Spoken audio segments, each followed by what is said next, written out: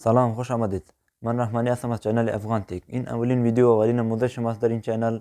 این ویدیو درباره این است که چگونه می توانیم اسم فیسبوک خود را قبل از 60 رو تغییر بدیم، چون وقتی که ما اسم فیسبوک خود را تغییر میدیم دوباره اجازه نمیدهد که آن را قبل از 60 رو تغییر بدیم. در این ویدیو شما یاد میگیرید که چگونه میتوانیم قبل از 60 رو تغییر بدیم.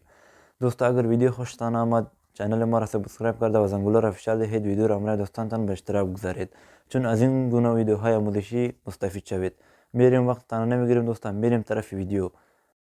دوستا اینجا فیسبوک خود باز میکنیم و اینجا روی 3 نقطه کلیک میکنیم. بعدا دوستا اینجا تنظیمات یعنی ستینگ فیسبوک خود باز میکنیم و اینجا دوستا روی اولین نقطه روی پرسونال دیتیلز کلیک میکنیم. بعدا دوستا روی پروفایل کلیک میکنیم.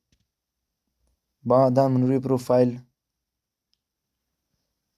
دوستا اینجا روی اولین نقطه روی نام کلیک میکنیم، همین حوالی که شما میبینید.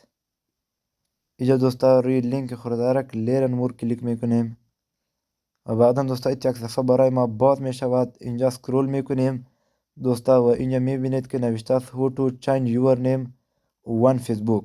این کلیک میکنیم دوستا و پایین سکرول میکنیم. اینجا روی لینک خورد لیتس کنو دوستا کلیک میکنیم.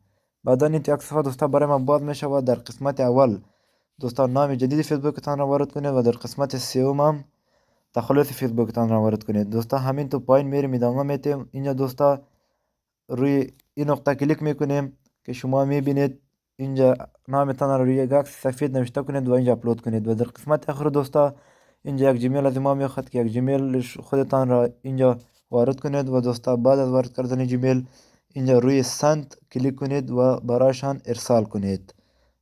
در ظرف 24 ساعت اسمتان تغییر میکنید.